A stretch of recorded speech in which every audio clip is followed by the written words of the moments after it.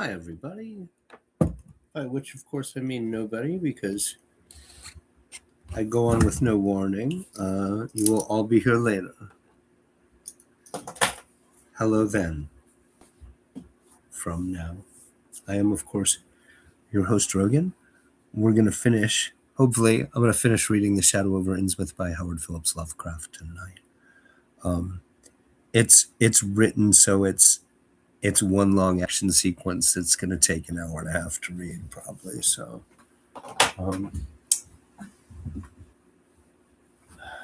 I had to get kind of psyched up.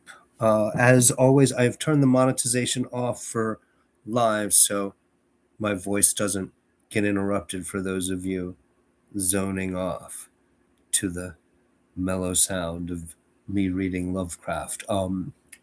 If you want to throw me a tip, the paypal.me/Roganautica link is the way to get money directly to me in time for it to help me move to Mississippi at the end of the month, as some of you, if not most of you, know.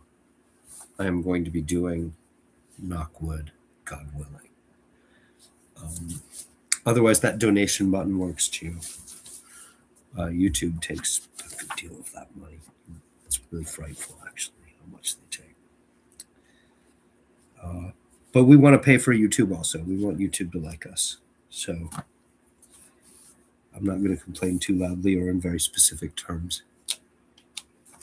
Right. So, The Shadow Over Innsmouth. Right, I just read the chapter in which old Zadok gave away the game. And our narrator, our hero, our protagonist, is on his way to spend the night at the hotel after finding out too much and not believing it, the worst of all possible worlds in this kind of story, of course. The Shadow Over Innsmouth by Howard Phillips Lovecraft, Chapter 4. I can hardly describe the mood in which I was left by this harrowing episode. An episode at once mad and pitiful, grotesque and terrifying. The grocery boy had prepared me for it, yet the reality left me none the less bewildered and disturbed. Puerile though the story was, old Zadok's insane earnestness and horror had communicated to me a mounting unrest which joined with my earlier sense of loathing for the town and its blight of intangible shadow. Later I might sift the tale and extract some nucleus of historic allegory. Just now I wish to put it out of my head. The hour had grown perilously late. My watch said 7:15, and the Arkham bus left town square at 8. So I tried to give my thoughts as neutral and practical a cast as possible, meanwhile walking rapidly through the deserted streets of gaping roofs and leaning houses toward the hotel where I had checked my valise and would find my bus. Anyway, since the last time I read some of this, I watched something. Oh, the 30s movie Before Dawn. With Warner Oland.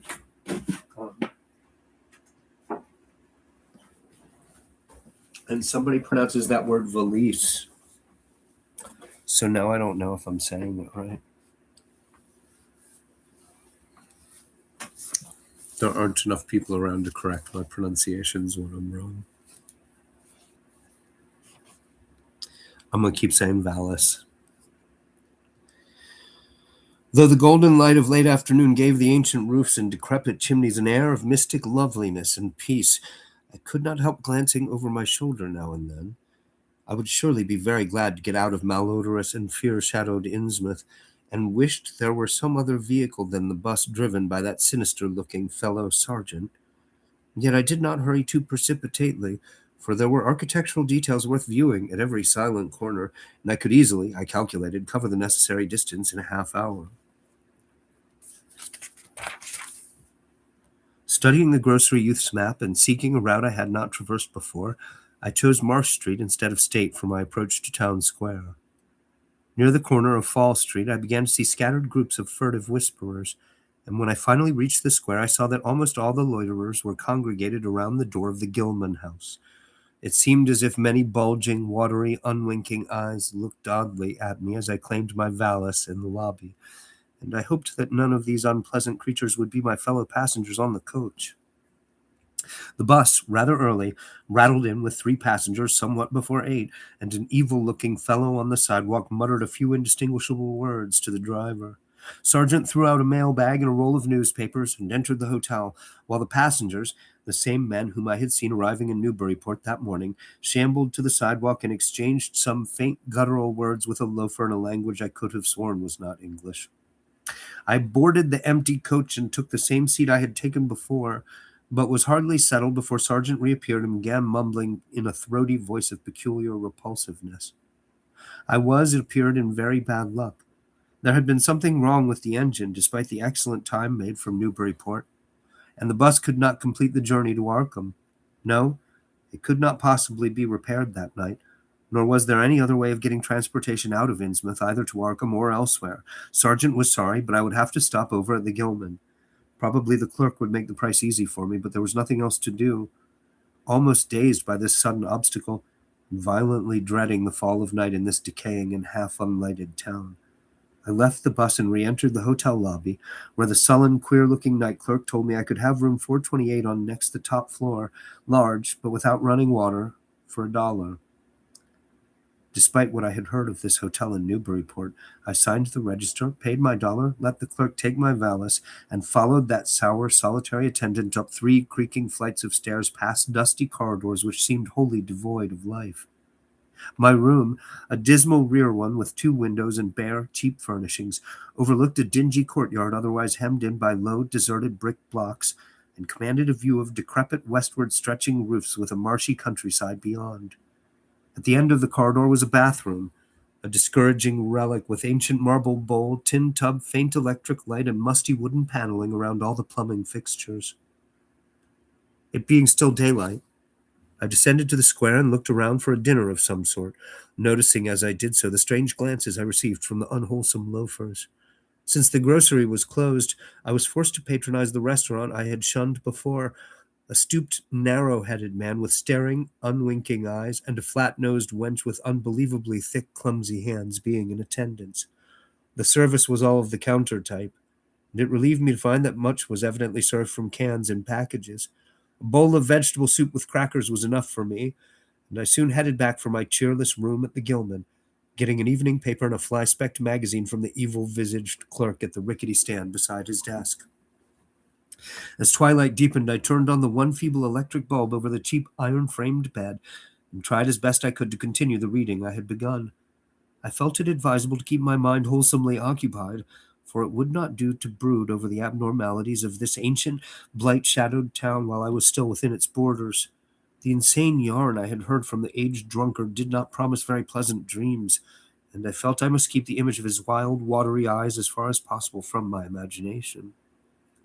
Also, I must not dwell on what that factory inspector had told the Newburyport ticket agent about the Gilman house and the voices of its nocturnal tenants. Not on that, not on the face beneath the tiara in the black church doorway, the face for whose horror my conscious mind could not account. It would perhaps have been easier to keep my thoughts from disturbing topics had the room not been so gruesomely musty. As it was, the lethal mustiness blended hideously with the town's general fishy odor and persistently focused one's fancy on death and decay. Another thing that disturbed me was the absence of a bolt on the door of my room. One had been there, as marks clearly showed, but there were signs of recent removal. No doubt it had become out of order, like so many other things in this decrepit edifice. In my nervousness, I looked around and discovered a bolt on the clothes press which seemed to be of the same size, judging from the marks, as the one formerly on the door. To gain a partial relief from the general tension, I busied myself by transferring this hardware to the vacant place with the aid of a handy 3-in-1 device, including a screwdriver, which I kept on my key ring. The bolt fitted perfectly, and I was somewhat relieved when I knew that I could shoot it firmly upon retiring. Not that I had any real apprehension of its need, but that any symbol of security was welcome in an environment of this kind. There were adequate bolts on the 2 lateral doors to connecting rooms, and these I proceeded to fasten. I did not undress, but decided to read till I was sleepy and then lie down with only my coat, collar, and shoes off. Taking a pocket flashlight from my valise, I placed it in my trousers so that I could read my watch if I woke up later in the dark. Drowsiness, however, did not come, and when I stopped to analyze my thoughts, I found to my disquiet that I was really unconsciously listening for something which I dreaded but could not name. That inspector's story must have worked on my imagination more deeply than I had suspected. Again, I tried to read, but found that I made no progress. After a time, I seemed to hear the stairs and corridors creak at intervals as if with footsteps, and wondered if the other rooms were beginning to fill up. There were no voices, however, and it struck me that there was something subtly furtive about the creaking. I did not like it, and debated whether I had better try to sleep at all. This town had some queer people, and there had undoubtedly been several disappearances. Was this one of those inns where travelers were slain for their money? Surely I had no look of excessive prosperity. Or were the townsfolk really so resentful about curious visitors? Had my obvious sightseeing, with its frequent map consultations, aroused unfavorable notice? It occurred to me that I must be in a highly nervous state to let a few random creakings set me off speculating in this fashion, but I regretted none the less that I was unarmed. At length, feeling a fatigue which had nothing of drowsiness in it, I bolted the newly outfitted hall door, turned off the light, and threw myself down on the hard, uneven bed, coat, collar, shoes, and all. In the darkness, every faint noise of the night seemed magnified, and a flood of doubly unpleasant thoughts swept over me. I was sorry I had put out the light, yet was too tired to rise and turn it on again. Then, after a long, dreary interval, and prefaced by a fresh creaking of stairs and corridor, there came that soft, damnably unmistakable sound which seemed like a malign fulfillment of all my apprehensions. Without the least shadow of a doubt, the lock on my hall door was being tried, cautiously, furtively, tentatively, with a key. My sensations upon recognizing this sign of actual peril were perhaps less rather than more tumultuous because of my previous vague fears. I had been, albeit without definite reason, instinctively on my guard, and that was to my advantage in the new and real crisis, whatever it might turn out to be. Nevertheless, the change in the menace from vague premonition to immediate reality was a profound shock, and fell upon me with the force of a genuine blow. It never once occurred to me that the fumbling might be a mere mistake. Malign purpose was all I could think of, and I kept deathly quiet, awaiting the would-be intruder's next move. After a time, the cautious rattling ceased, and I heard the room to the north entered with a pass key. Then the lock of the connecting door to my room was softly tried. The bolt held, of course, and I heard the floor creak as the prowler left the room. After a moment, there came another soft rattling, and I knew that the room to the south of me was being entered. Again, a furtive trying of a bolted connecting door, and again a receding creaking. This time the creaking went along the hall and down the stairs, so I knew that the prowler had realized the bolted condition of my doors and was giving up his attempt for a greater or lesser time, as the future would show. The readiness with which I fell into a plan of action proves that I must have been subconsciously fearing some menace and considering possible avenues of escape for hours. From the first, I felt that the unseen fumbler meant a danger not to be met or dealt with. Pardon me. From the first, I felt that the unseen fumbler meant a danger not to be met or dealt with, but only to be fled from as precipitately as possible. The one thing to do was to get out of that hotel alive as quickly as I could, and through some channel other than the front stairs and lobby. Rising softly and throwing my flashlight on the switch, I sought to light the bulb over my head in order to choose and pocket some belongings for a swift, valise-less flight. Nothing, however, happened, and I saw that the power had been cut off. Clearly, some cryptic evil movement was afoot on a large scale, just what I could not say. As I stood pondering with my hand on the now useless switch, I heard a muffled creaking on the floor below, and thought I could barely distinguish voices in conversation. A moment later, I felt less sure that the deeper sounds were voices, since the apparent hoarse barkings and loose-syllabled croakings bore so little resemblance to recognized human speech.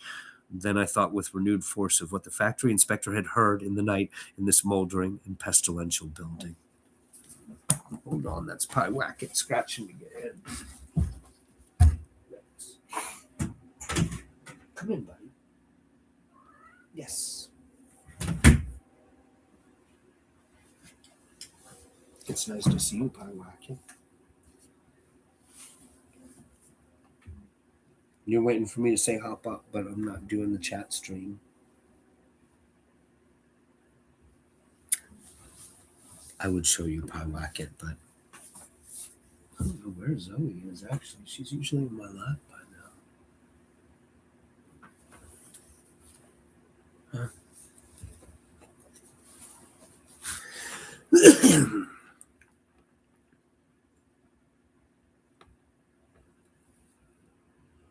Having filled my pockets with the flashlight's aid, I put on my hat and tiptoed to the windows to consider chances of descent. Despite the state's safety regulations, there was no fire escape on this side of the hotel, and I saw that my windows commanded only a sheer 3-story drop to the cobbled courtyard. On the right and left, however, some ancient brick business blocks abutted on the hotel, their slant roofs coming up to a reasonable jumping distance from my 4th-story level. To reach either of these lines of buildings, I would have to be in a room 2 doors from my own, in one case on the north and in the other case on the south, and my mind instantly set to work calculating what chances I had of making the transfer. I could not, I decided, risk an emergence into the corridor, where my footsteps would surely be heard, and where the difficulties of entering the desired room would be insuperable.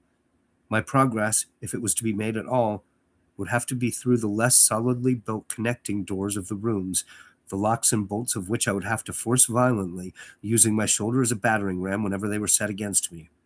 This I thought would be possible owing to the rickety nature of the house and its fixtures, but I realized I could not do it noiselessly. I would have to count on sheer speed, and the chance of getting to a window before any hostile forces became coordinated enough to open the right door toward me with a pass key. My own outer door I reinforced by pushing the bureau against it, little by little, in order to make a minimum of sound. I perceived that my chances were very slender, and was fully prepared for any calamity. Even getting to another roof would not solve the problem, for there would then remain the task of reaching the ground and escaping from the town. One thing in my favor was the deserted and ruinous state of the abutting buildings, and the number of skylights gaping blackly open in each row. Gathering from the grocery boy's map that the best route out of town was southward, I glanced first at the connecting door on the south side of the room. It was designed to open in my direction, hence I saw, after drawing the bolt and finding other fastenings in place, it was not a favorable one for forcing. Accordingly, abandoning it as a route, I cautiously moved the bedstead against it to hamper any attack which might be made on it later from the next room. The door on the north was hung to open away from me, and this, though a test proved it to be locked or bolted from the other side, I knew must be my route. If I could gain the roofs of the buildings in Payne Street and descend successfully to the ground level, I might perhaps dart through the courtyard and the adjacent or opposite buildings to Washington or Bates, or else emerge in Payne and edge around southward into Washington. In any case, I would aim to strike Washington somehow and get quickly out of the town square region. My preference would be to avoid Payne, since the fire station there might be open all night.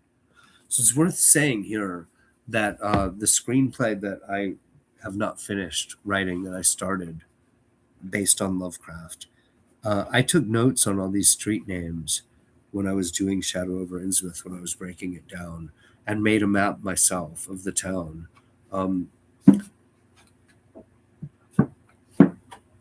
Again, it's a weird parallel with Tolkien. There's enough geographical information about this location for you to make tactical judgments of of the lay of the land.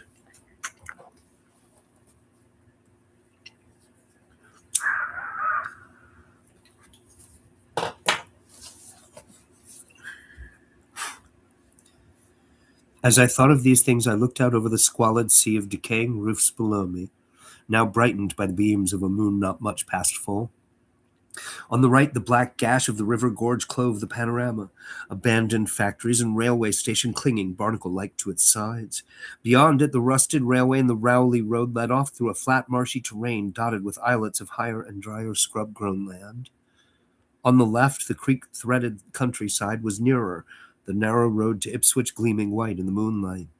I could not see from my side of the hotel the southward route toward Arkham which I had determined to take. I was irresolutely speculating on when I had better attack the northward door, and on how I could least audibly manage it, when I noticed that the vague noises underfoot had given place to a fresh and heavier creaking of the stairs. A wavering flicker of light showed through my transom, and the boards of the corridor began to groan with a ponderous load. Muffled sounds of possible vocal origin approached, and at length a firm knock came at my outer door. For a moment I simply held my breath and waited. Eternities seemed to elapse, and the nauseous, fishy odor of my environment seemed to mount suddenly and spectacularly. Then the knocking was repeated, continuously and with growing insistence. I knew that the time for action had come, and forthwith drew the bolt of the northward connecting door, bracing myself for the task of battering it open. The knocking waxed louder, and I hoped that its volume would cover the sound of my efforts. At last, beginning my attempt, I lunged again and again at the thin paneling with my left shoulder heedless of shock or pain. The door resisted even more than I had expected, but I did not give in, and all the while the clamor at the outer door increased. Finally, the connecting door gave, but with such a crash that I knew those outside must have heard. Instantly, the outside knocking became a violent battering, while keys sounded ominously in the hall doors of the rooms on both sides of me. Rushing through the newly opened connection, I succeeded in bolting the northerly hall door before the lock could be turned. But even as I did so, I heard the hall door of the third room, the one from whose window I had hoped to reach the roof below, being tried with a pass key. For an instant I felt absolute despair, since my trapping in a chamber with no window egress seemed complete. A wave of almost abnormal horror swept over me, and invested with a terrible but unexplainable singularity the flashlight glimpsed dust prints made by the intruder who had lately tried my door from this room. Then, with a dazed automatism which persisted despite hopelessness, I made for the next connecting door and performed the blind motion of pushing at it in an effort to get through, and, granting that fastenings might be as providentially intact as in this second room, bolt the hall door beyond before the lock could be turned from outside. Sheer fortunate chance gave me my reprieve, for the connecting door before me was not only unlocked, but actually ajar. In a second I was through, and had my right knee and shoulder against a hall door which was visibly opening inward. My pressure took the opener off guard, for the thing shut as I pushed, so that I could slip the well-conditioned bolt as I had done with the other door. As I gained this respite, I heard the battering at the two doors abate, while a confused clatter came from the connecting door I had shielded with the bedstead. Evidently, the bulk of my assailants had entered the southerly room and were massing in a lateral attack. But at the same moment, a pass key sounded in the next door to the north, and I knew that a nearer peril was at hand. The northward connecting door was wide open, but there was no time to think about checking the already turning lock in the hall. All I could do was to shut and bolt the open connecting door, as well as its mate on the opposite side, pushing a bedstead against the one and a bureau against the other, and moving a washstand in front of the hall door. I saw, trust to such makeshift barriers to shield me till I could get out the window and on the roof of the Payne Street block. But even in this acute moment, my chief horror was something apart from the immediate weakness of my defenses. I was shuddering because not one of my pursuers, despite some hideous pantings, gruntings, and subdued barkings at odd intervals, was uttering an unmuffled or intelligible vocal sound. As I moved the furniture and rushed toward the windows, I heard a frightful scurrying along the corridor toward the room north of me, and perceived that the southward battering had ceased. Plainly, most of my opponents were about to concentrate against the feeble connecting door which they knew must open directly on me. Outside, the moon played on the ridgepole of the block below, and I saw that the jump would be desperately hazardous because of the steep surface on which I must land. Surveying the conditions, I chose the more southerly of the two windows as my avenue of escape, planning to land on the inner slope of the roof and make for the nearest skylight. Once inside one of the decrepit brick structures, I would have to reckon with pursuit, but I hoped to descend and dodge in and out of yawning doorways along the shadowed courtyard, eventually getting to Washington Street and slipping out of town toward the south. The clatter at the northerly connecting door was now terrific, and I saw that the weak paneling was beginning to splinter. Obviously, the besiegers had brought some ponderous object into play as a battering ram. The bedstead, however, still held firm, so that I had at least a faint chance of making good my escape.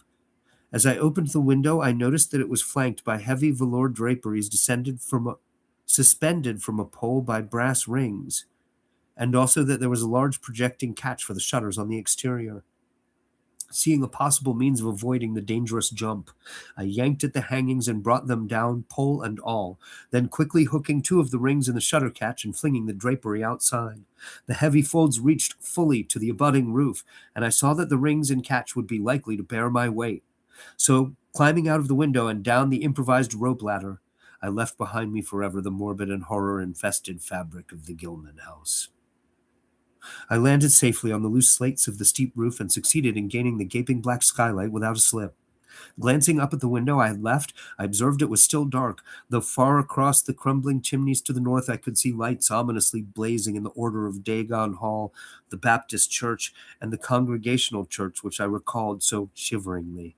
There had seemed to be no one in the courtyard below, and I hoped there would be a chance to get away before the spreading of a general alarm. Flashing my pocket lamp into the skylight, I saw that there were no steps down.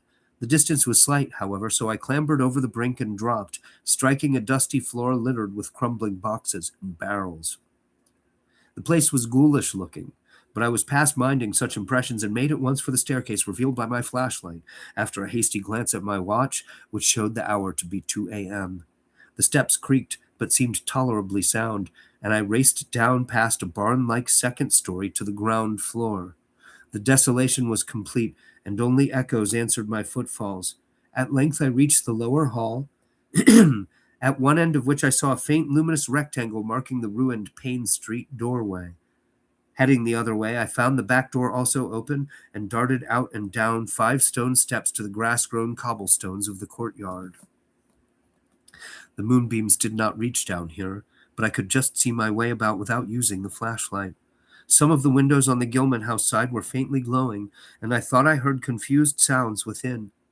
Walking softly over to the Washington Street side, I perceived several open doorways and chose the nearest as my route out. The hallway inside was black, and when I reached the opposite end, I saw that the street door was wedged immovably shut. Resolved to try another building, I groped my way back toward the courtyard, but stopped short when close to the doorway. For out of an opened door in the Gilman house, a large crowd of doubtful shapes was pouring, lanterns bobbing in the darkness, and horrible croaking voices exchanging low cries in what was certainly not English. The figures moved uncertainly, and I realized to my relief that they did not know where I had gone, but for all that they sent a shiver of horror through my frame. Their features were indistinguishable, but their crouching, shambling gait was abominably repellent. And worst of all, I perceived that one figure was strangely robed and unmistakably surmounted by a tall tiara of a design altogether too familiar. As the figures spread throughout the courtyard, I felt my fears increase. Suppose I could find no egress from this building on the street side. The fishy odor was detestable, and I wondered I could stand it without fainting.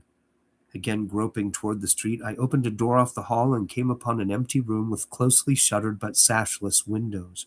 Fumbling in the rays of my flashlight, I found I could open the shutters, and in another moment had climbed outside and was carefully closing the aperture in its original manner.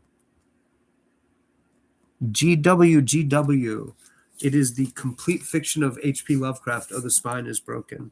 The story I'm reading is The Shadow Over Innsmouth. It's a long story. It's the third stream of reading it. It's probably another 30 or 40 minutes of reading. Maybe 50. I don't know. I've been reading it pretty fast because it's action-packed. Maybe I'm picking up the pace. I thought I had like an hour 30 left when I stopped last night. But I don't know. It doesn't feel like it could go on that much longer. I've read it before, but the chase scene is kind of long.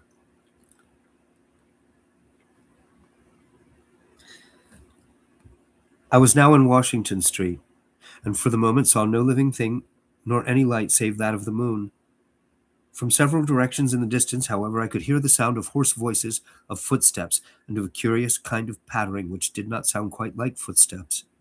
Plainly, I had no time to lose. The points of the compass were clear to me, and I was glad that all the street lights were turned off, as is often the custom on strongly moonlit nights in unprosperous rural regions. Some of the sounds came from the south, yet I retained my design of escaping in that direction. There would, I knew, be plenty of deserted doorways to shelter me in case I met any person or group who looked like pursuers. I walked rapidly, softly, and close to the ruined houses. While hatless and disheveled after my arduous climb, I did not look especially noticeable, and stood a good chance of passing unheeded if forced to encounter any casual wayfarer. At Bates Street, I drew into a yawning vestibule, while 2 shambling figures crossed in front of me, but was soon on my way again and approaching the open space where Elliott Street obliquely crosses Washington at the intersection of South. Though I had never seen this space, it had looked dangerous to me on the grocery youth's map, since the moonlight would have free play there. There was no use trying to evade it, for any alternative course would involve detours of possibly disastrous visibility and delaying effect. The only thing to do was to cross it boldly and openly, imitating the typical shamble of the Innsmouth folk as best I could, and trusting that no one, or at least no pursuer of mine, would be there. This was written in the early 30s, I think I found when I looked it up the other day. Uh, I think Invasion of the Body Snatchers by Jack Finney. So the novel Invasion of the Body Snatchers was based on is called just The Body Snatchers. I think it was Cosmopolitan published it in serial, or maybe Harper's. It was a women's magazine. This is weirdly that same moment where the couple in Invasion of the Body Snatchers have managed to escape, and they're trying to just pass themselves off as pod people and walking through the crowd, and they're trying to walk and like make eye contact with people like they're pod people. But this is before that. And now a much more famous story, actually. It wasn't for a long time.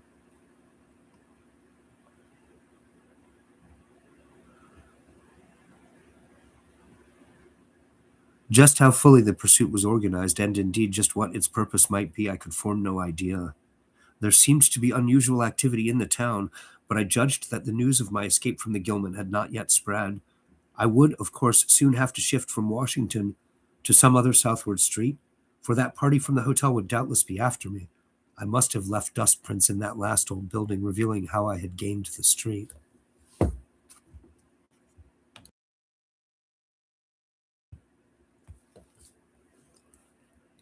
The open space was, as I had expected, strongly moonlit, and I saw the remains of a park-like iron-railed green in its center. Fortunately, no one was about, though a curious sort of buzz or roar seemed to be increasing in the direction of Town Square. South Street was very wide, leading directly down a slight declivity to the waterfront and commanding a long view out at sea, and I hoped that no one would be glancing up it from afar as I crossed in the bright moonlight. My progress was unimpeded, and no fresh sound arose to hint that I had been spied.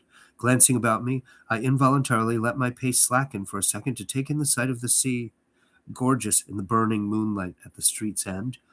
Far out beyond the breakwater was the dim, dark line of Devil Reef, and as I glimpsed it, I could not help thinking of all the hideous legends I had heard in the last 34 hours, legends which portrayed this ragged rock as a veritable gateway to realms of unfathomed horror and inconceivable abnormality. Then, without warning, I saw the intermittent flashes of light on the distant reef. They were definite and unmistakable, and awaked in my mind a blind horror beyond all rational proportion. My muscles tightened for panic flight, held in only by a certain unconscious caution and half-hypnotic fascination. And to make matters worse, there now flashed forth from the lofty cupola of the Gilman house, which loomed up to the northeast behind me, a series of analogous though differently spaced gleams which could be nothing less than an answering signal.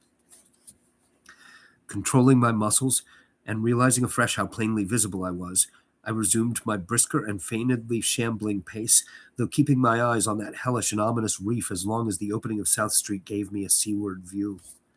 What the whole proceeding meant I could not imagine, unless it involved some strange rite connected with Devil Reef, or unless some party had landed from a ship on that sinister rock. I now bent to the left around the ruinous green, still gazing toward the ocean as it blazed in the spectral summer moonlight, and watching the cryptical flashing of those nameless, unexplainable beacons. It was then that the most horrible impression of all was borne in upon me, the impression which destroyed my last vestige of self-control and set me running frantically southward past the yawning black doorways and fishily staring windows of that deserted nightmare street. For at a closer glance I saw that the moonlit waters between the reef and the shore were far from empty. They were alive with a teeming horde of shapes swimming inward toward the town, and even at my vast distance and in my single moment of perception, I could tell that the bobbing heads and flailing arms were alien and aberrant in a way scarcely to be expressed or consciously formulated. My frantic running ceased before I had covered a block, for at my left I began to hear something like the hue and cry of organized pursuit. There were footsteps and guttural sounds, and a rattling motor wheezed south along Federal Street. In a second, all my plans were utterly changed, for if the southward highway were blocked ahead of me, I must clearly find another egress from Innsmouth. I paused and drew into a gaping doorway, reflecting how lucky I was to have left the moonlit open space before these pursuers came down the parallel street. A second reflection was less comforting. Since the pursuit was down another street, it was plain that the party was not following me directly. It had not seen me, but was simply obeying a general plan of cutting off my escape. This, however, implied that all roads leading out of Innsmouth were similarly patrolled, for the denizens could not have known what route I intended to take. If this were so, I would have to make my retreat across country, away from any road. But how could I do that in view of the marshy and creek-riddled nature of all the surrounding region? For a moment my brain reeled, both from sheer hopelessness and from a rapid increase in the omnipresent fishy odor. Then I thought of the abandoned railway to Rowley, whose solid line of ballasted, weed-grown earth still stretched off to the northwest from the crumbling station on the edge of the river gorge. There was just a chance that the townsfolk would not think of that, since its briar-choked desertion made it half impassable and the unlikeliest of all avenues for a fugitive to choose. I had seen it clearly from my hotel window, and knew about how it lay. Most of its earlier length was uncomfortably visible from the Rowley Road and from high places in the town itself, but one could perhaps crawl inconspicuously through the undergrowth. At any rate, it would form my only chance of deliverance, and there was nothing to do but try it. Drawing inside the hall of my deserted shelter, I once more consulted the grocery boy's map with the aid of the flashlight. The immediate problem was how to reach the ancient railway, and I now saw that the safest course was ahead to Babson Street, then west to Lafayette, there edging around but not crossing an open space homologous to the one I had traversed, and subsequently back northward and westward in a zigzagging line through Lafayette, Bates, Adams, and Bank Streets, the latter skirting the river gorge, to the abandoned and dilapidated station I had seen from my window. My reason for going ahead to Babson was that I wished neither to recross the earlier open space nor to begin my westward course along a cross street as broad as south. Starting once more, I crossed the street to the right-hand side in order to edge around into Babson as inconspicuously as possible. Noises still continued in Federal Street, and as I glanced behind me, I thought I saw a gleam of light near the building through which I had escaped. Anxious to leave Washington Street, I broke into a quiet dog trot, trusting to luck not to encounter any observing eye. Next the corner of Babson Street, I saw to my alarm that one of the houses was still inhabited, as attested by curtains at the window, but there were no lights within, and I passed it without disaster. In Babson Street, which crossed Federal and might thus reveal me to the searchers, I clung as closely as possible to the sagging, uneven buildings, twice pausing in a doorway as the noises behind me momentarily increased. The open space ahead shone wide and desolate under the moon, but my route would not force me to cross it. During my second pause, I began to detect a fresh distribution of the vague sounds, and upon looking cautiously out from cover, beheld a motor car darting across the open space, bound outward along Elliott Street, which there intersects both Babson and Lafayette. As I watched, choked by a sudden rise in the fishy odor after a short abatement, I saw a band of uncouth, crouching shapes loping and shambling in the same direction, and knew that this must be the party guarding the Ipswich Road, since that highway forms an extension of Elliott Street. Two of the figures I glimpsed were in voluminous robes, and one wore a peaked diadem which glistened whitely in the moonlight. The gait of this figure was so odd that it sent a chill through me, for it seemed to me the creature was almost hopping. When the last of the band was out of sight, I resumed my progress, darting around the corner into Lafayette Street and crossing Elliott very hurriedly, lest stragglers of the party be still advancing along that thoroughfare. I did hear some croaking and clattering sounds far off toward Town Square, but accomplished the passage without disaster. My greatest dread was in recrossing broad and moonlit South Street, with its seaward view, and I had to nerve myself for the ordeal. Someone might easily be looking, and possible Elliott Street stragglers could not fail to glimpse me from either of 2 points. At the last moment, I decided I had better slacken my trot and make the crossing as before in the shambling gait of an average Innsmouth native. When the view of the water again opened out, this time on my right, I was half determined not to look at it at all. I could not, however, resist, but cast a sidelong glance as I carefully and imitatively shambled toward the protecting shadows ahead. There was no ship visible, as I had half expected there would be. Instead, the first thing which caught my eye was a small rowboat pulling in toward the abandoned wharves and laden with some bulky tarpaulin-covered object. Its rowers, though distantly and indistinctly seen, were of an especially repellent aspect. Several swimmers were still discernible, while on the far black reef I could see a faint, steady glow, unlike the winking beacon visible before, and of a curious color which I could not precisely identify. Above the slant roofs ahead and to the right there loomed the tall cupola of the Gilman house, but it was completely dark. The fishy odor, dispelled for a moment by some merciful breeze, now closed in again with maddening intensity. I had not quite crossed the street when I heard a muttering band advancing along Washington from the north. As they reached the broad open space where I had had my first disquieting glimpse of the moonlit water, I could see them plainly only a block away, and was horrified by the bestial abnormality of their faces and the dog-like subhumanness of their crouching gait. One man moved in a positively simian way, with long arms frequently touching the ground, while another figure, robed and tiaraed, seemed to progress in an almost hopping fashion. I judged this party to be the one I had seen in the Gilman's courtyard, the one, therefore, most closely on my trail. As some of the figures turned to look in my direction, I was transfixed with fright, yet managed to preserve the casual shambling gait I had assumed. To this day, I do not know whether they saw me or not. If they did, my stratagem must have deceived them, for they passed on across the moonlit space without varying their course, meanwhile croaking and jabbering in some hateful guttural patois I could not identify.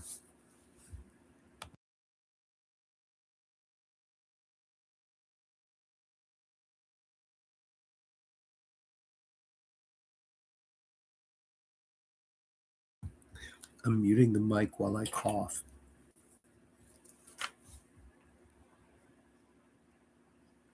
My connection is unstable. There we go. Sorry. I dropped out for a second. Everything.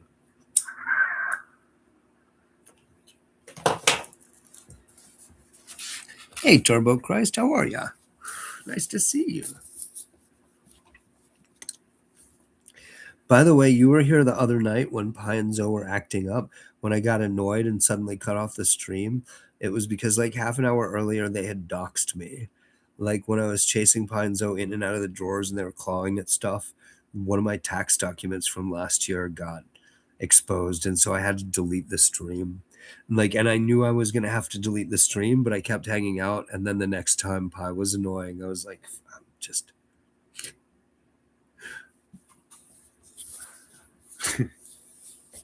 they're being much better tonight, though. It's very cold in here. They're pretty subdued.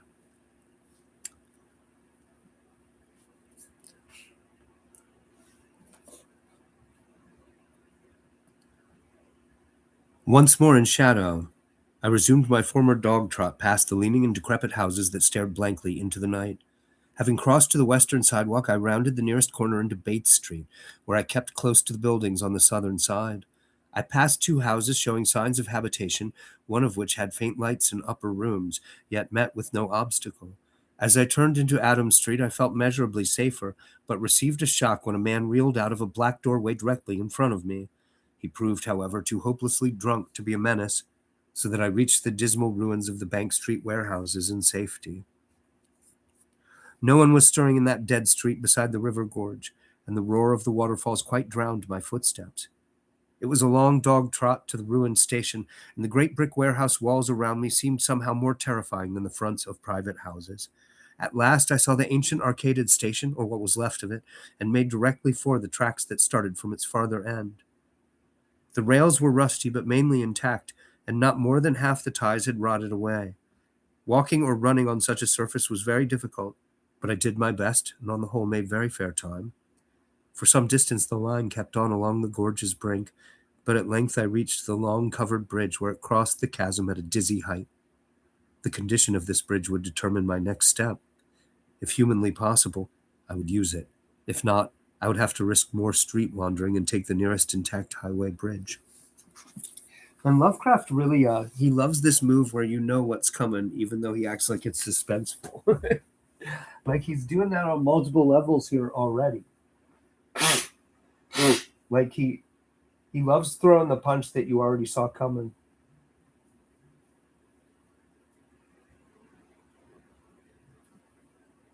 Like, are you asking me whether in the next beat of this narrative you may have to crawl across the trestle bridge that's dangerous and exposed? Because if you're asking, I'm going to be like, yeah, I can see that coming. That's where we're going. We're going out on that bridge. But he really loves to do that. It's like Planet of the Apes with him all the time. He loves the twist that's not really a twist, that you can see coming a mile away. The satisfaction of the twist well delivered is amplified by seeing it coming from a mile away. It's a school of thought. I've only met a very few people who do not like the mid-90s serial killer movie Seven with Morgan Freeman and Brad Pitt. But the people I've met who do dislike that movie, their complaint is always the same, that you can see the ending coming the whole movie. That it's like the last two of the seven are going to be those two guys, and it's going to the inexorable horror of seeing that play out and how it plays out doesn't mean anything to them, like up against like I know the ending already.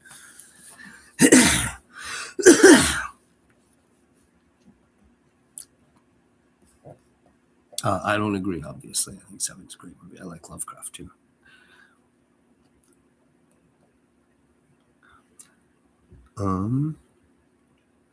The rails were rusty but mainly intact, and not more than half the ties had rotted away. Walking or running on such a surface was very difficult, but I did my best and on the whole made very fair time. For some distance the line kept on along the gorge's brink, but at length I reached the long-covered bridge where it crossed the chasm at a dizzy height. The condition of this bridge would determine my next step. If humanly possible, I would use it. If not, I would have to risk more street wandering and take the nearest intact highway bridge. The vast, barn-like length of the old bridge gleamed spectrally in the moonlight, and I saw that the ties were safe for at least a few feet within.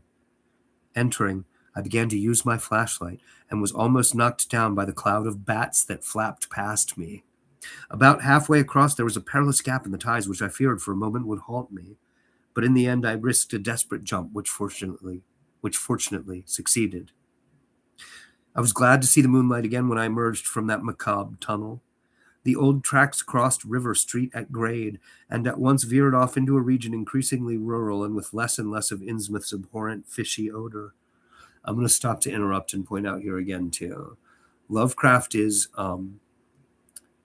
he understands that the tale of sensation thing he's doing here, where it's a chase like an action movie, is really fun and intense, and he's trying to dial up the tension.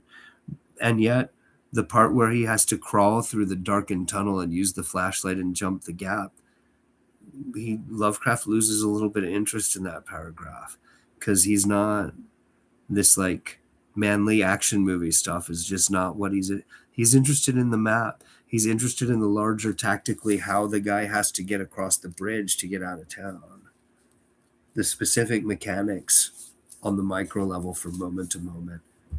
He just doesn't think that's as fun as the average guy does. Hey Sean, how are ya? Hey Gandalf, nice to see you.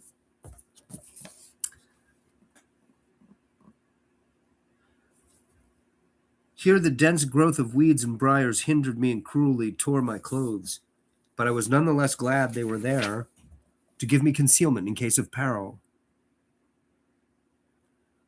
I knew that much of my route must be visible from the Rowley Road. I'm doing okay, Sean. We're always sorry to miss you. The marshy region began very shortly with a single track on a low, grassy embankment where the weedy growth was somewhat thinner.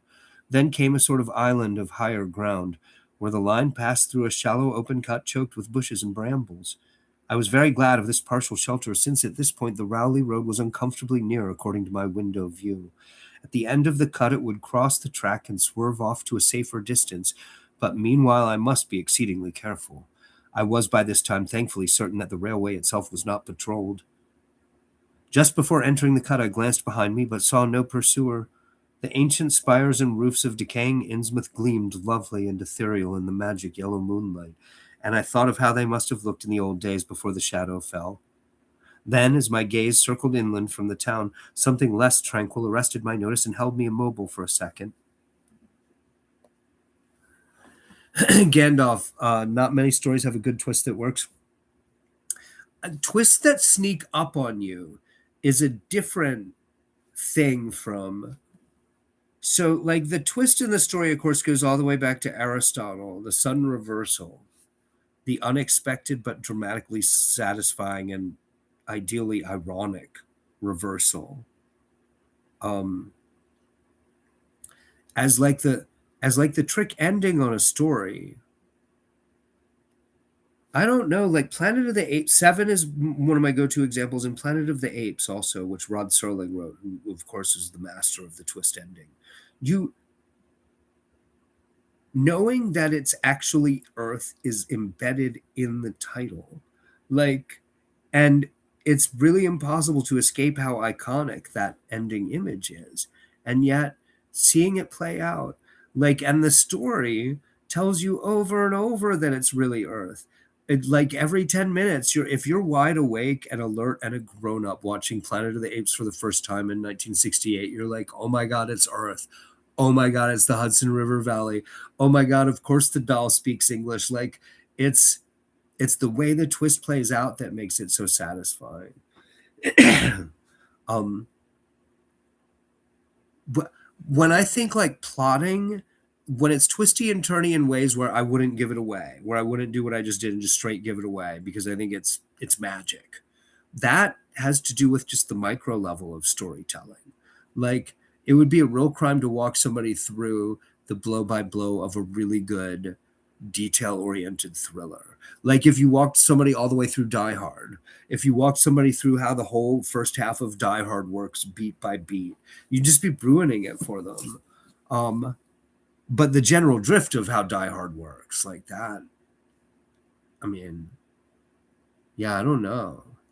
Um, and and the whole model for the exciting twist ending, like I didn't realize until recently that that was really played out in our storytelling culture even before Harlan Ellison and Ray Bradbury and Rod Serling. That Rod Serling's model was Arch Obler and his radio show Lights Out. But in the radio era, twist endings on half-hour anthology standalone stories was like there were a bunch of shows that run on that, and they were kicking that horse to death for decades. Inner Sanctum is great, always has a twist ending. The Whistler is incredible. And if I'm remembering right, The Whistler is the show that does this thing where they promise you, like the voiceover at the beginning promises you a twist within the twist. Like it'll be like the murderer turns out to be somebody unexpected, and then the final twist will be like they never needed to commit the murder anyway because the will was written different. Like it's always a twist and then a twist. Every half-hour episode, they did it every week for like decades. um those shows are great, and they aren't even like Lights Out, the Arch Obler show, and Quiet Please, the spin-off. Those are like Lights Out is just incredible. The very best episodes of Lights Out are just totally incredible. Those shows, and Quiet Please and Lights Out, invented the Ray Bradbury Harlan Ellison model, where the tone shift between stories is gives you startling whiplash. Like you don't know going in.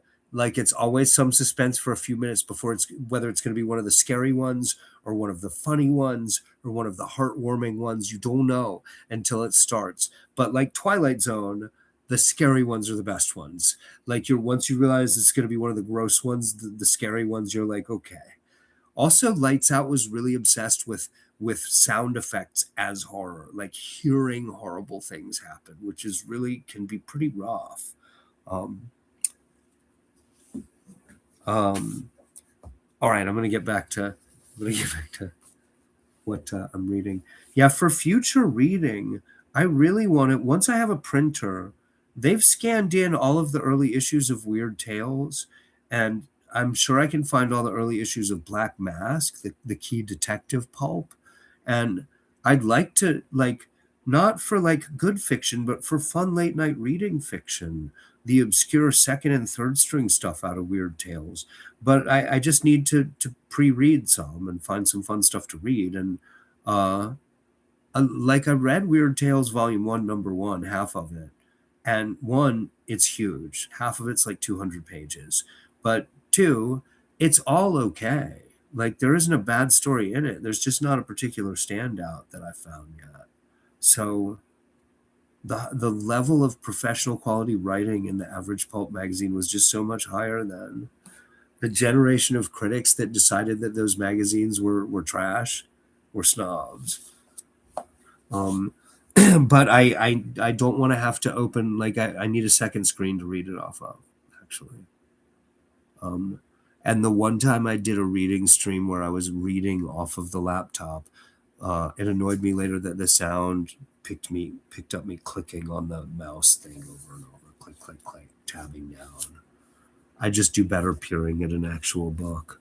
All right, I'm going to get back to finishing the story. I'm sorry if anyone in here hasn't read Shadow Over Innsmouth and is sitting here like, wait, what are you doing? The best twists are the ones you don't see coming.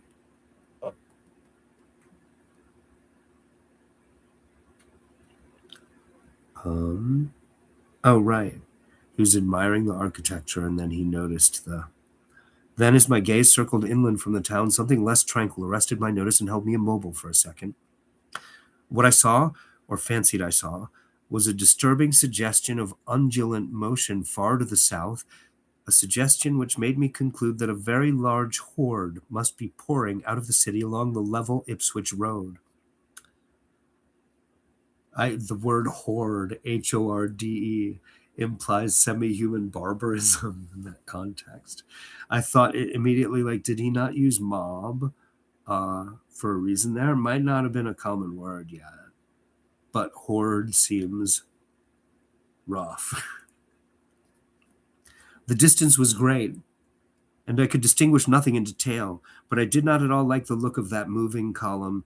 It undulated too much and glistened too brightly in the rays of the now westering moon. There was a suggestion of sound, too, though the wind was blowing the other way, a suggestion of bestial scraping and bellowing even worse than the muttering of the parties I had lately overheard. All sorts of unpleasant conjectures crossed my mind. I thought of those very extreme Innsmouth types said to be hidden in crumbling, centuried warrens near the waterfront. I thought, too, of those nameless swimmers I had seen.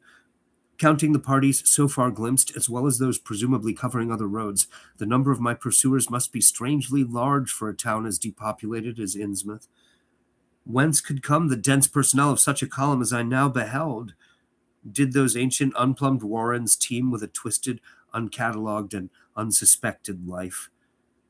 Or had some unseen ship indeed landed a legion of unknown outsiders on that hellish reef? Who were they? Why were they there? And if such a column of them was scouring the Ipswich Road, would the patrols on the other roads be likewise augmented? You know what? That reads kind of like he put in the swimming figures on a second pass. Like the part where he's crossing the street and sees the amphibious figures swimming in. His understanding of what's going on here has taken a step back in the last 2 pages. It's Lovecraft and Robert E. Howard both wrote really quickly, and they wrote on spec. So I don't know how much they wrote on deadlines.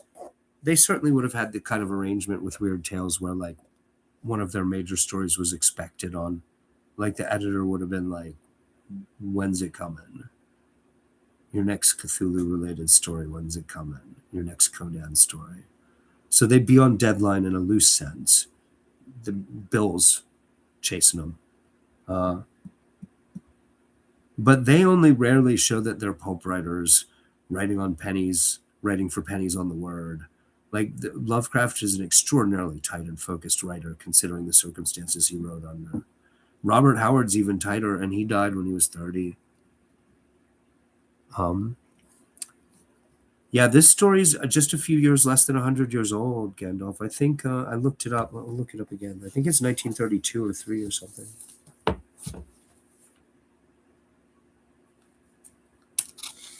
This has publication dates, not writing dates, but I mean,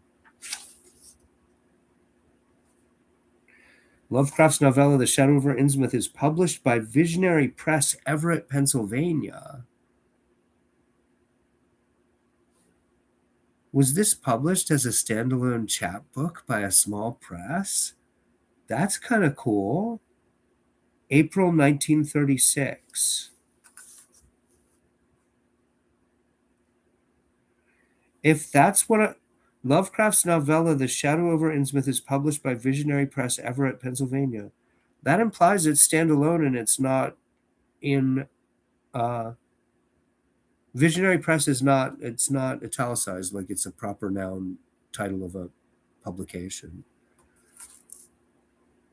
If that is a standalone thing, I think that would be his first book. That's weird that this timeline article doesn't make that clear. Anyway, 1936. Yeah, really, really old. Um,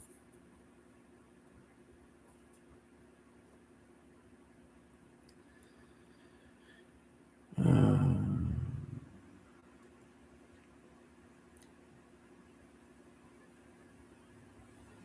oh, right. Okay. I had entered the brush-grown cut and was struggling along at a very slow pace when that damnable fishy odor again waxed dominant. Had the wind suddenly changed eastward so that it blew in from the sea and over the town? It must have, I concluded, since I now began to hear shocking guttural murmurs from that hitherto silent direction. There was another sound, too, a kind of wholesale, colossal flopping or pattering, which somehow called up images of the most detestable sort. It made me think illogically of that unpleasant undulating column on the far-off Ipswich road. Yeah, really illogical. And then both stench and sounds grew stronger, so that I paused, shivering and grateful for the cut's protection. It was here, I recalled, that the Rowley Road drew so close to the old railway before crossing westward and diverging. Something was coming along that road, and I must lie low till its passage and vanishment in the distance. Thank heaven these creatures employed no dogs for tracking, though perhaps that would have been impossible amidst the omnipresent regional odor. Crouched in the bushes of that sandy cleft, I felt reasonably safe, even though I knew the searchers would have to cross the track in front of me not much more than 100 yards away. I would be able to see them, but they could not, except by a malign miracle, see me. All at once I began dreading to look at them as they passed. I saw the close moonlit space where they would surge by, and had curious thoughts about the irredeemable pollution of that space. They would perhaps be the worst of all Innsmouth types, something one would not care to remember. The stench waxed overpowering, and the noises swelled to a bestial babble of croaking, baying, and barking without the least suggestion of human speech. Were these indeed the voices of my pursuers? Did they have dogs after all? So far I had seen none of the lower animals in Innsmouth. That flopping or pattering was monstrous. I could not look upon the degenerate creatures responsible for it. I would keep my eyes shut till the sounds receded toward the west. The horde was very close now, the air foul with their hoarse snarlings, and the ground almost shaking with their alien rhythmed footfalls. My breath nearly ceased to come, and I put every ounce of willpower into the task of holding my eyelids down. I am not even yet willing to say whether what followed was a hideous actuality or only a nightmare hallucination. The later action of the government after my frantic appeals would tend to confirm it as a monstrous truth.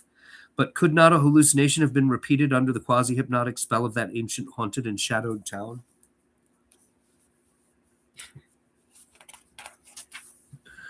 Such places have strange properties, and the legacy of insane legend might well have acted on more than one human imagination amidst those dead, stench-cursed streets and huddles of rotting roofs and crumbling steeples. Is it not possible that the germ of an actual contagious madness lurks in the depths of that shadow over Innsmouth? Who can be sure of reality after hearing things like the tale of old Zadok Allen? The government men never found poor Zadok and have no conjectures to make as to what became of him.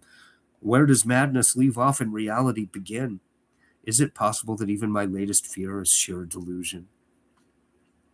But I must try to tell what I thought I saw that night under the mocking yellow moon. Saw surging and hopping down the Rowley Road in plain sight in front of me as I crouched among the wild brambles of that desolate railway cut. Of course, my resolution to keep my eyes shut had failed. It was foredoomed to failure. For who could crouch blindly while a legion of croaking, baying entities of unknown source flopped noisomely past, scarcely more than 100 yards away? I thought I was prepared for the worst, and I really ought to have been prepared considering what I had seen before. My other pursuers had been accursedly abnormal, so should I not have been ready to face a strengthening of the abnormal element, to look upon forms in which there was no mixture of the normal at all? I did not open my eyes until the raucous clamor came loudly from a point obviously straight ahead. Then I knew that a long section of them must be plainly in sight where the sides of the cut flattened out and the road crossed the track, and I could no longer keep myself from sampling whatever horror that leering yellow moon might have to show. It was the end, for whatever remains to me of life on the surface of this earth, of every vestige of mental peace and confidence in the integrity of nature and of the human mind. Nothing that I could have imagined. Nothing, even, that I could have gathered had I credited old Zadok's crazy tale in the most literal way, would be in any way comparable to the demoniac, blasphemous reality that I saw or believe I saw. I have tried to hint what it was in order to postpone the horror of writing it down baldly. Can it be possible that this planet has actually spawned such things? That human eyes have truly seen as objective flesh what man has hitherto known only in febrile fantasy and tenuous legend? And yet I saw them in a limitless stream, flopping, hoping, croaking, bleeding, surging inhumanly through the spectral moonlight in a grotesque, malignant saraband of fantastic nightmare. And some of them had tall tiaras of that nameless whitish gold metal, and some were strangely robed, and one, who led the way, was clad in a ghoulishly humped black coat and striped trousers, and had a man's felt hat perched on the shapeless thing that answered for a head. I think their predominant color was a grayish green, though they had white bellies. They were mostly shiny and slippery, but the ridges of their backs were scaly. Their forms vaguely suggested the anthropoid, while their heads were the heads of fish, with prodigious bulging eyes that never closed. So not like fish. At the sides of their necks were palpitating gills, and their long paws were webbed. They hopped irregularly, sometimes on 2 legs and sometimes on 4. I was somehow glad that they had no more than 4 limbs. Yeah. Somehow. Yes. I'm glad everyone doesn't have more than 4 limbs, really, actually. Now that you mention it as a possibility, I'm glad that doesn't really happen. Look, I always warn people when they meet my friend Pam for the first time, and because they might be startled. Pam has 6 arms, and so that is a little startling for some people. It is not very common.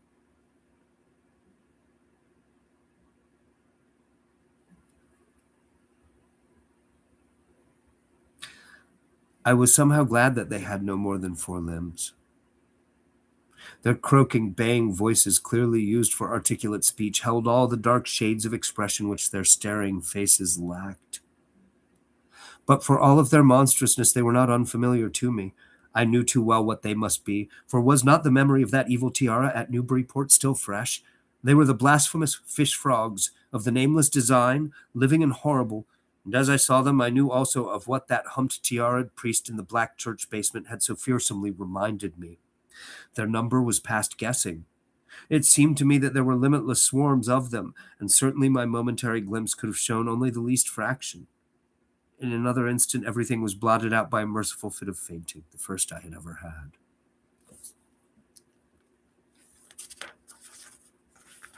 Yeah. Chapter 5. This is the end, but it's probably another 15 or 20 minutes.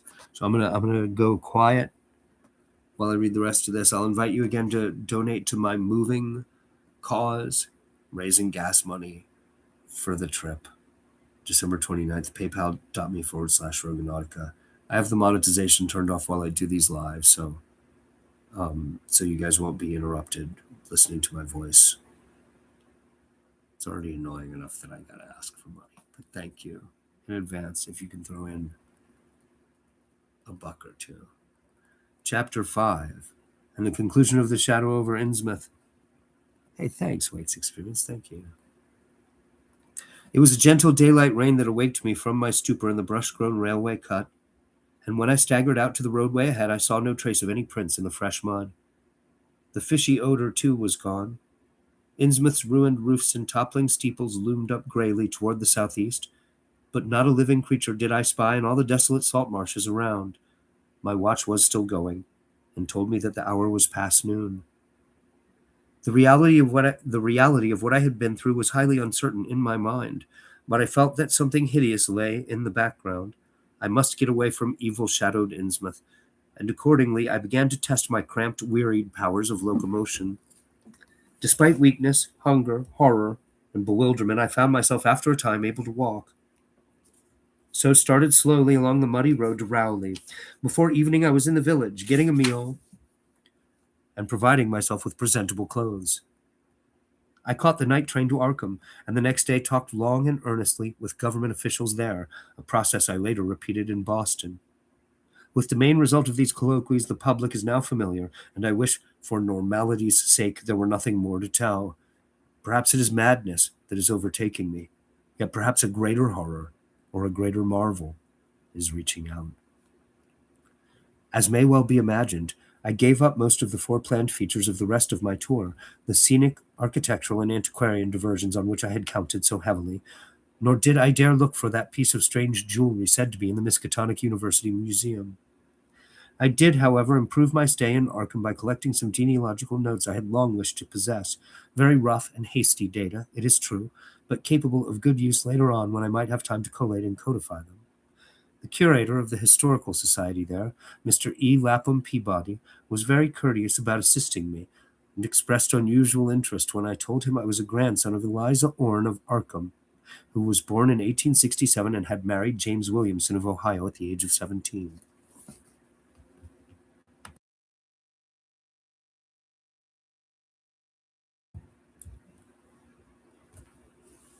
There's a train going by.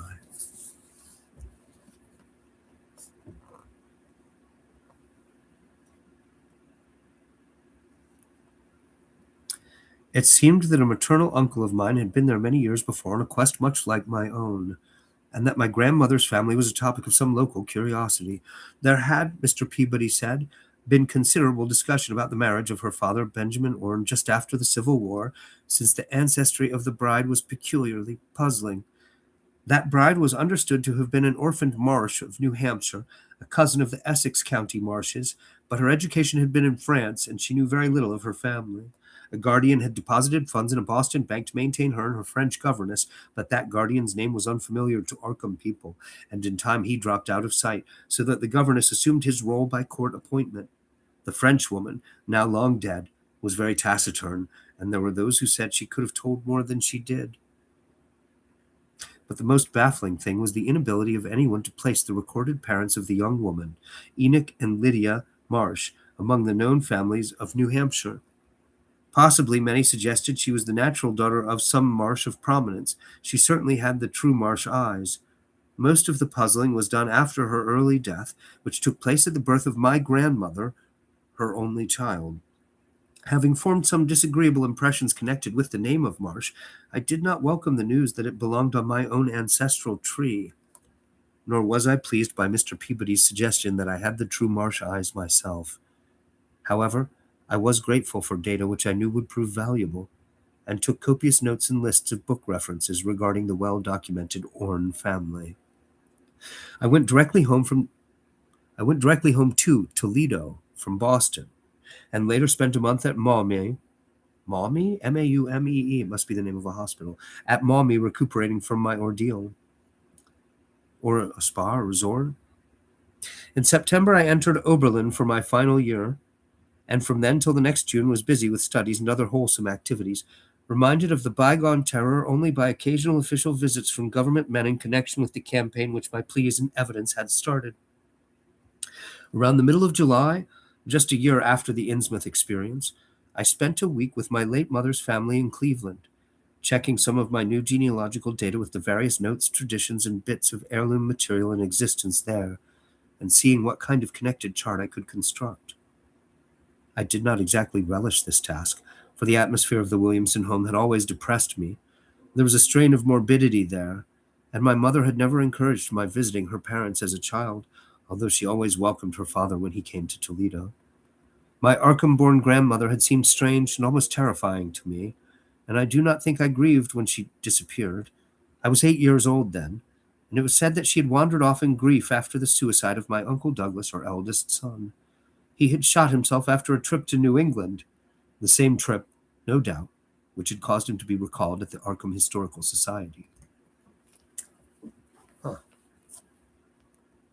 This uncle had resembled her, and I had never liked him either. Something about the staring, unwinking expression of both of them had given me a vague, unaccountable uneasiness.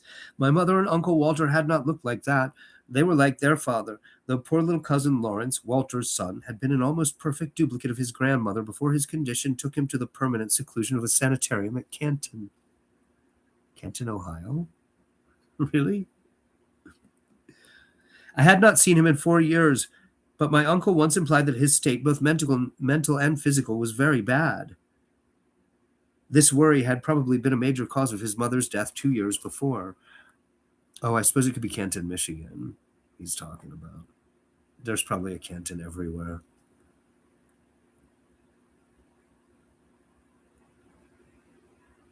My grandfather and his widowed son Walter now comprised the Cleveland household, but the memory of older times hung thickly over it. I still disliked the place and tried to get my researches done as quickly as possible. Williamson records and traditions were supplied in abundance by my grandfather, though for Orne material I had to depend on my Uncle Walter, who put at my disposal the contents of all his files, including notes, letters, cuttings, heirlooms, photographs, and miniatures. It was in going over the letters and pictures on the Orne side that I began to acquire a kind of terror of my own ancestry. As I have said, my grandmother and Uncle Douglas had always disturbed me. Now, years after their passing, I gazed at their pictured faces with immeasurably heightened feeling of repulsion and alienation. I could not at first understand the change, but gradually a horrible sort of comparison began to obtrude itself on my unconscious mind, despite the steady refusal of my consciousness to admit even the least suspicion of it. It was clear that the typical expression of these faces now suggested something it had not suggested before, something which would bring stark panic if too openly thought of.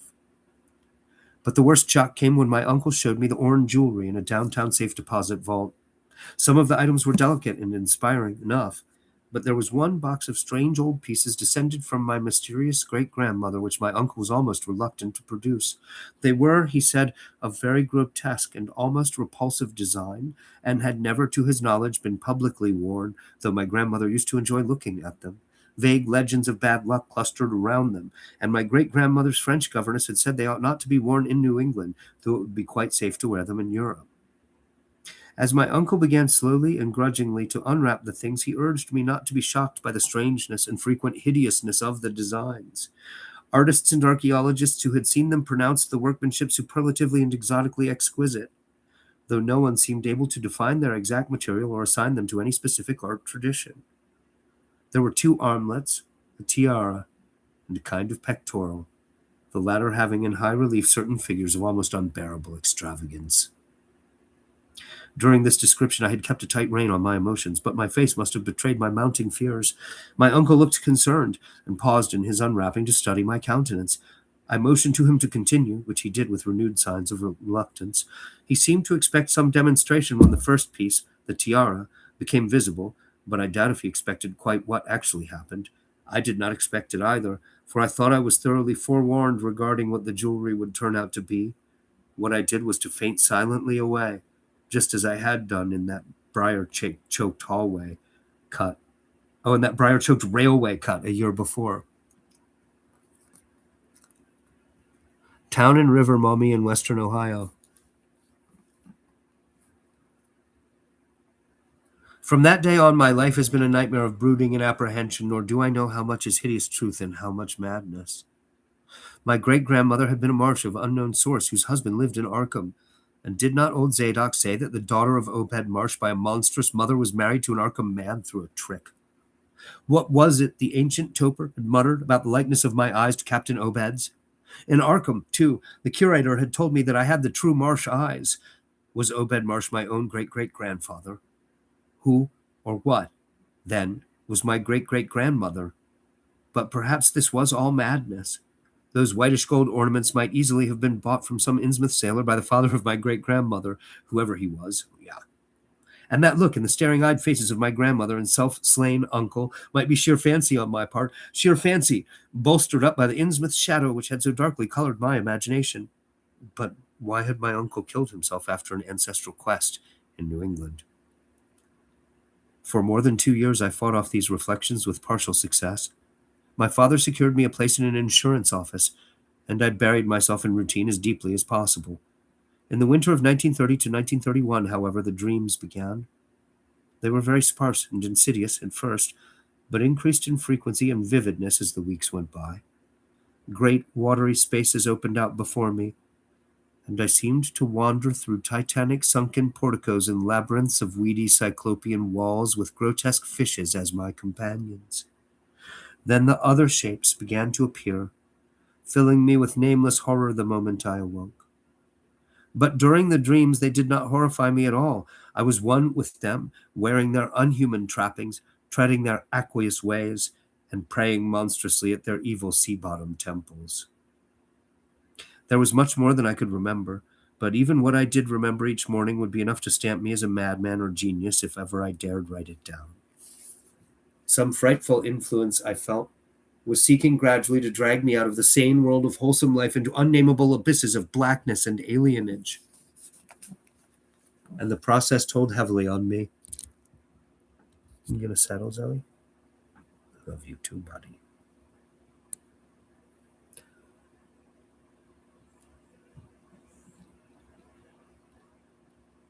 My health and appearance grew steadily worse, till finally I was forced to give up my position and adopt the static, secluded life of an invalid. Some odd, nervous affliction had me in its grip, and I found myself at times almost unable to shut my eyes. You can't go up here, buddy. You're totally in the way, Zoe.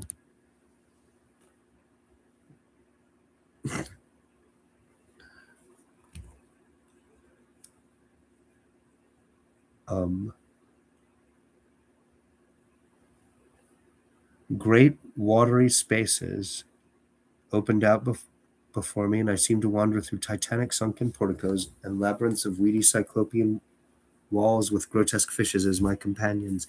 Then the other shapes began to appear, filling me with nameless horror the moment I awoke.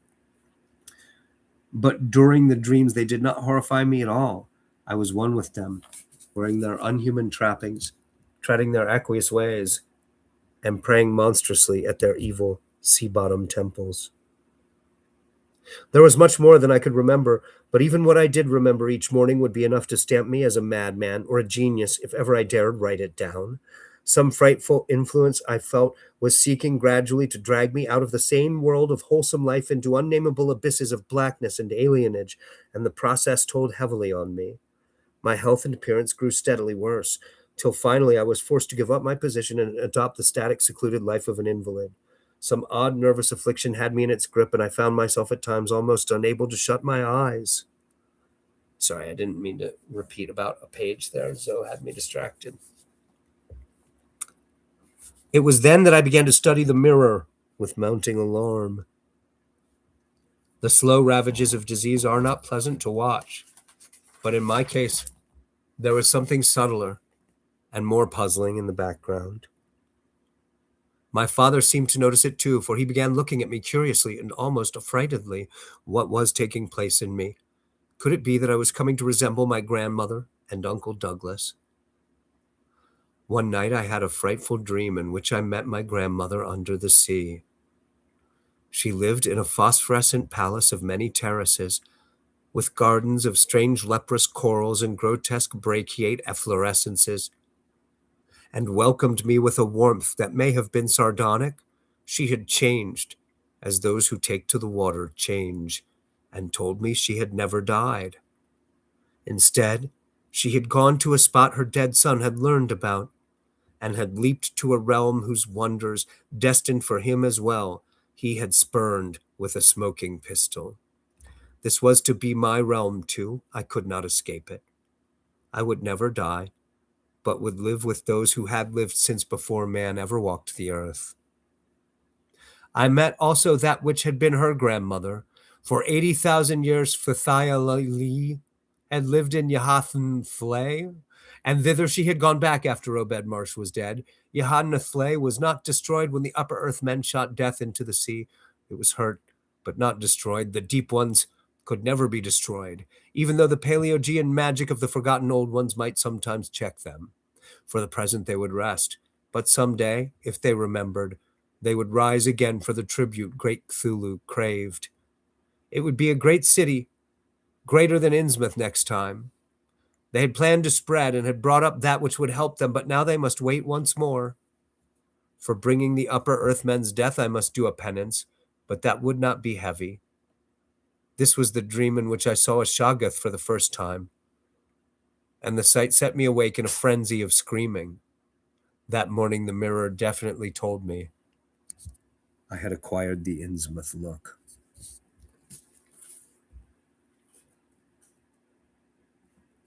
So far I have not shot myself as my Uncle Douglas did. Yeah, apparently. I bought an automatic and almost took the step, but certain dreams deterred me. The tense extremes of horror are lessening, and I feel queerly drawn toward the unknown sea deeps instead of fearing them. I hear and do strange things in sleep and awake with a kind of exaltation instead of terror. I do not believe I need to wait for the full change as most have waited. If I did, my father would probably shut me up in a sanitarium as my poor little cousin is shut up. Stupendous and unheard of splendors await me below, and I shall seek them soon. Iya roya, Cthulhu Fatagan. Iya, iya. No, I shall not shoot myself. I cannot be made to shoot myself. I shall plan my cousin's escape from that Canton madhouse, and together we shall go to marvel-shadowed Innsmouth. We shall swim out to that brooding reef in the sea and dive down through black abysses to cyclopean and many-columned Yahanathle. And in that lair of the deep ones, we shall dwell amidst wonder and glory forever. The end. Well, hello, Zoe. You coming back? You just wanted to drink some water and get back in my lap. That's very sweet, little buddy. That's it, though. That's the end of the story, and I'm gonna call it a night because that was a long one. Thanks, guys. Yeah, actually, I don't know. I say that was long, but I'm trying to expand my stamina for these late night readings. Yeah, I feel like in terms of your attention span, judging from the way the numbers flow and move over the course of late night reading, I think if I read for about 2 hours, it's better. I'm going to beat you, Zoe. But my attention for bringing actor full voice to it and the voice, I got to maintain. It's really good for whatever's wrong with my lungs is part of why I do these. But I also love reading out loud. Thanks for being here, guys. I invite you again to donate, paypal.me/Roganautica, or use the donate button to donate through YouTube so we can pay the house. Thanks again, and I will see you in the next one. The next story is The Dreams in the Witch House. We're doing the premiere party for Gobblefoot tomorrow at 7. If my stamina holds out, I'll be here for a late night reading stream, but I may have to skip a night. Hope not. I'll see you there if I don't. Thanks again, guys.